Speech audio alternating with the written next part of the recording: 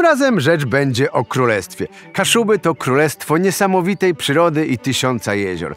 Ale królowa jest tylko jedna, filigranowa, ubrana w srebrne szaty. Najlepsza z najlepszych, królowa jezior. Jej wysokość Sielawa. No dobra, w gruncie rzeczy nie wiem, czy tylko jedna jest ta królowa, bo ta Sielawa to pływa w Ławicach. Ale chciałem, żeby to tak zabrzmiało poetycko. No a o tej królowej najlepiej opowie mi sam król kaszubskich przepisów, Rafał.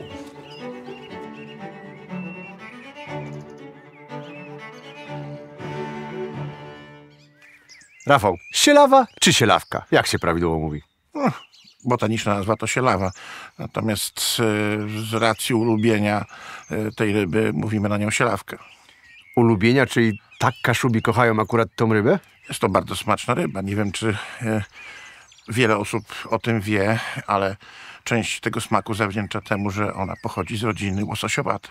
No i ryby łososiowate chyba się charakteryzują też całkiem sporą ilością tłuszczu, a tłuszcz Jest to taka lekko tłustawa, może nie jest bardzo tłusta, bo tam w tym małym ciele się wiele nie zmieści tego tłuszczu, natomiast rzeczywiście ten tłuszcz daje bardzo wiele jej walorom takim aromatyczno-smakowym. Te najbardziej popularne to są takie prosto z patelni. Tak. To na to mówimy brunione mutci, czyli mutci to są małe rybki, drobnica, a brunione, czyli zezłocone. Czyli obsmażone na patelni. Tak. A skąd w ogóle się wzięła Sielawa na Kaszubach? Jest to ryba występująca w zimnych, chłodnych jeziorach basenu Morza Bałtyckiego. Nieco sięga w kierunku w Rosji, w kierunku na wschód. Ale ta, którą najczęściej się tutaj je, to jest słodkowodna. Słodkowodna z dużych, głębokich jezior, ponieważ występuje na 20-30 metrach wręcz. Czyli ona po prostu się zaadoptowała do warunków wewnątrzlądowych, ale pochodzi z morza.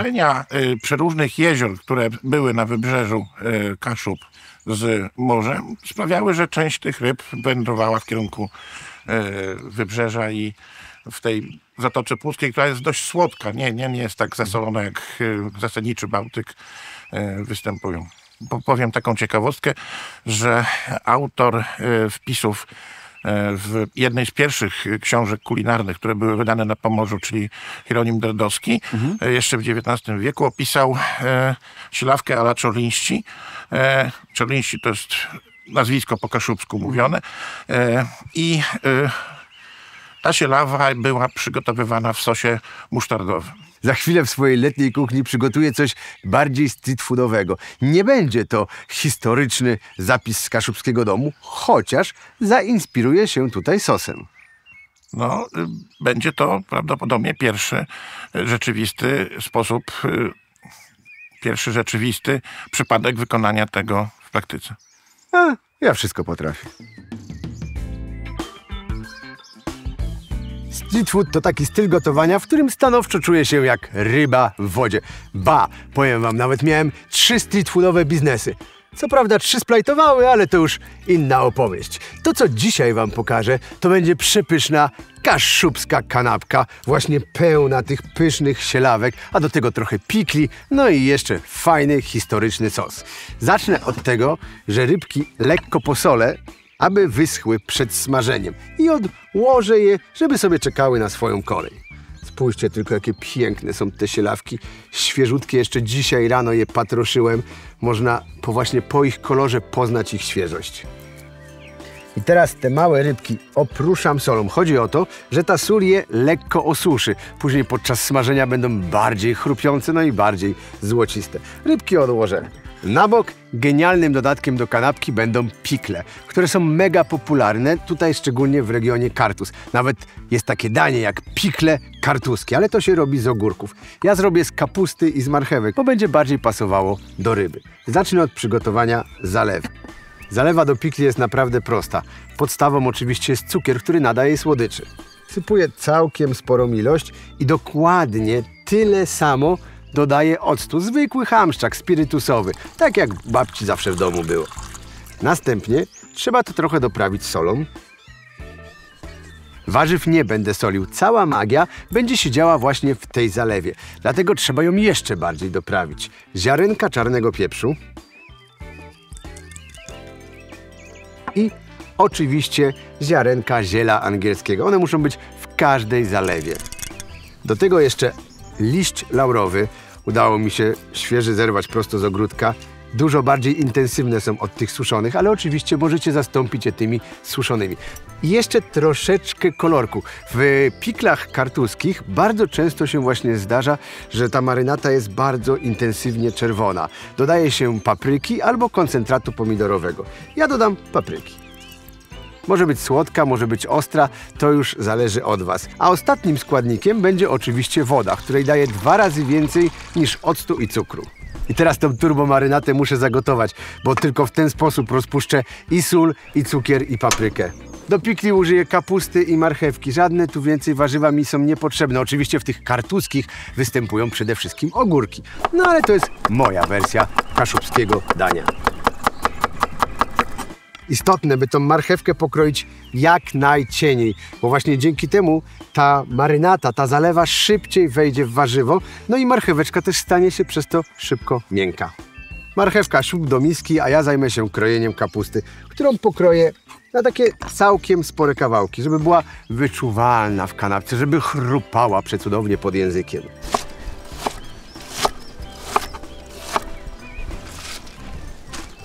I teraz tą gotującą zalewą zalewam warzywa. Dokładnie wymieszam.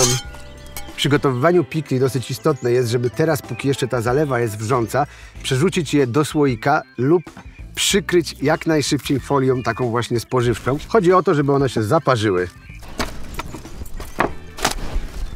Po 12 godzinach powinny wyglądać tak. Kapusta zafarbowała papryką i gwarantuję Wam, że stała się lekko miękka, lekko chrupiąca, a zarazem i słodka, i kwaśna. Czas na sos.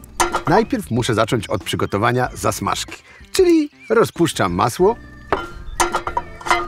No i oczywiście do tego dodaję pszennej mąki. Zasmażka spowoduje, że sos stanie się gęsty, ale też zasmażką można kontrolować kolor i smak tego sosu. Mianowicie, gdy zasmażka jest bardzo jasna, sos też będzie jasny i mniej wyrazisty. Czym zasmażka będzie ciemniejsza, tym sos będzie bardziej wchodził w ten orzechowy posmak. O, chodźcie, zajrzyjcie do garnuszka. Nie, ja muszę zmienić tutaj mieszadło. O, na takie, bo mąka musi się dokładnie rozprowadzić w maśle. Nie mogą powstać brudy. A gdy tylko kolor zasmażki zacznie ciemnieć i pojawi się ta piękna, charakterystyczna piana, dodaję bulionu, który najlepiej, żeby był według receptury historycznej przygotowywany na kiełbasie. Ja nie byłem aż takim hardkorowcem i zrobiłem go po prostu na wieprzowinie. Jeszcze kapkę wina i oczywiście musztarda. Jeszcze całość posolę. I sos musztardowy praktycznie gotowy. Pięknie gęsty. O. Żadnych grudek nie ma, a w smaku? Co za petarda. Sos zgęstniał, pięknie zabulgotał, czyli jest gotowy. Zabieram się za smażenie sielawek. Sielawki już dzięki soli puściły całkiem sporo wody, co zresztą widać tutaj pod spodem, pod rybą. Czas przygotować panierkę. Będzie to oczywiście mąka pszenna, do której dodaję teraz papryki słodkiej. Ona da i słodyczy, no i oczywiście też koloru przepięknego. Następnie suszony tymianek. Nie trudno znaleźć go w kaszubskich recepturach. Odrobina jeszcze pieprzu. I tutaj taki mój mały twist, skórka z cytryny. Całość wymieszam, żeby mąka dokładnie się połączyła z przyprawami. No i pozostało już tylko rybki dokładnie obtoczyć w tej panierce. Nawet możecie chwilę je przytrzymać, żeby ta mąka się dobrze przykleiła. Do miski wrzucam pozostałe rybki i teraz za pomocą rączek wszystko taplam w mące. Ryby będę smażył oczywiście na dużej ilości oleju. Chodzi o to, żeby one się zanurzyły w tym oleju, a nie tylko, żeby tam troszeczkę na dnie było, że niby fit. Nie, nie, nie. Przy smażeniu ryb nie ma fit. Jaram się, bo rybka pięknie do mnie uśmiecha się. Teraz potrzebuję je troszkę przestudzić i pokażę Wam fajny patent, żeby właśnie tą rybę za chwilę włożyć do kanapki i zjeść w całości. Ale musi troszeczkę przestygnąć. Najlepsze do takiej kanapki moim zdaniem są bułki własnego wypieku i bułki maślane, które są delikatne i świetnie kontrastują z tą chrupiącą rybą oraz kapustą. Bułki ani nie podgrzewam, ani nie obsmażam, bo taka właśnie jest najlepsza. Natomiast całkiem obficie smaruję moim musztardowym sosem.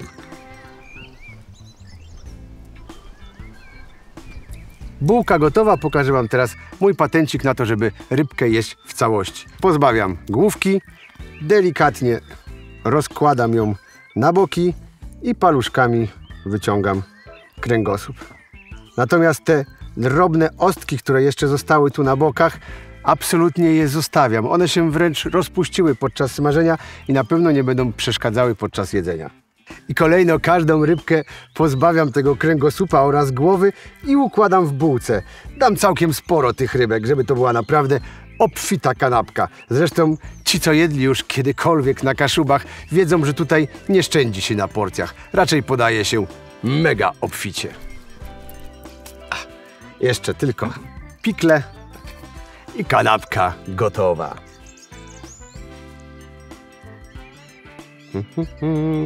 O!